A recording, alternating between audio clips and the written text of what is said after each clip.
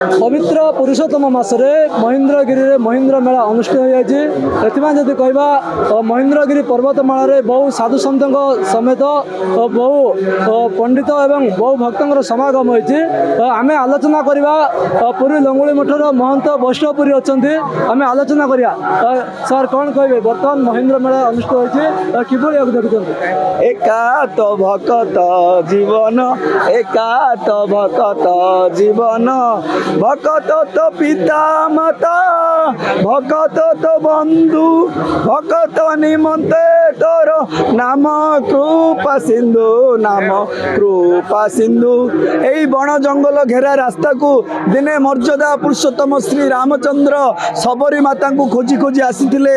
आज मध्य देखुचंती एई महास्वार्थवादी दुनिया रे मध्य अन्न यज्ञर काम से सबरी मातार छुआ माने करुचंती। आज सारा संसार से मानकर प्रस्तुत प्रसाद साधु संत ब्राह्मण वैष्णव समस्त ग्रहण करुचंती। यह पृथ्वी को वार्ता कृणवंत विश्वमार्जम वसुधैव कुटुंबकम।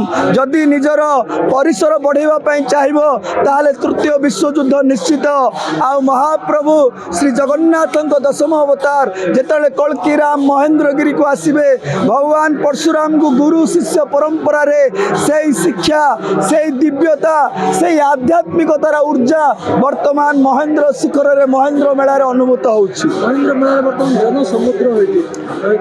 महेंद्र मेला रे वर्तमान भक्त समुद्र होइछि। भक्त भगवान मिलन स्थली होइछि। भक्त भगवान सबरी मांकर रामकर ए जंगल रे मिलन होइतिला।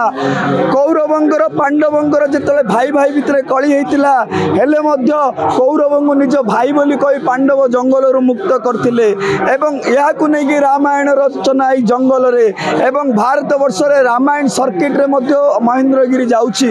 तेनु करी या एक भव्य प्रगति आडू गति करुछि मु अनुभव करुछि। आलोचना करथिले आलोचना करिया कोन कहे वर्तमान महेंद्र मेला रे बहुत साधु संतर समागम होइछि ताको आपण किबले देखुछन। सर एटा तो महेंद्र हजार बार पुरी एक बार महेंद्रगिरी ए महेंद्र होछि पूर्णत्वा श्रीक्षेत्र। ए श्रीक्षेत्र रे आमे जा भाबिथिलु सा आज भारत लेवल रे महेंद्रगिरी रो परिचय सृष्टि हैला। एणु समस्त साधु संत ब्राह्मण मानकर आशीर्वाद आज ये मेला ओडिशा रे देखिबा को मिलिछ। बहुत खुशी अच्छी सनातन धर्मर जय हो। सरकार अनुरोध कर गोटे दिन रहा जो जनगहली बहुत असुविधार सम्मुखीन जनता मैंने होती तार सुरक्षा ने बोली मु पुरोहित हिसाब से सरकार को अनुरोध करुच्ची। जहाँ आम आलोचना करुले महंत वैष्णवपुरी कथा कहु अन्य साधु सन्त सहित मत आलोचना करुले बर्तमान कथार अच्छी हजार बार पुरी एक बार महेंद्रगिरी ता सफल होती। जदि कहवा एठारे पंचु पांडवों अज्ञातवास समय जो मंदिर रही से मंदिर रही एवं तपस्यारत अच्छा परशुराम एक तपस्थली चिरंजीवी मध्य आज तपस्यारत अच्छा कल्की अवतार जितेबाला महाप्रभु ग्रहण करेंगे से समय परशुराम ठार आसी खड्ग नवा कथा कहुई। आज कहवा लक्षाधिक भक्तों सहित साधु सन्तर समागम होती महेंद्रगिरी पर्वत जन समुद्र भक्त समुद्र परिणत होती। गजपति महेंद्रगिरी पर्वत हेमंत प्रधान भक्ति ओडिशा।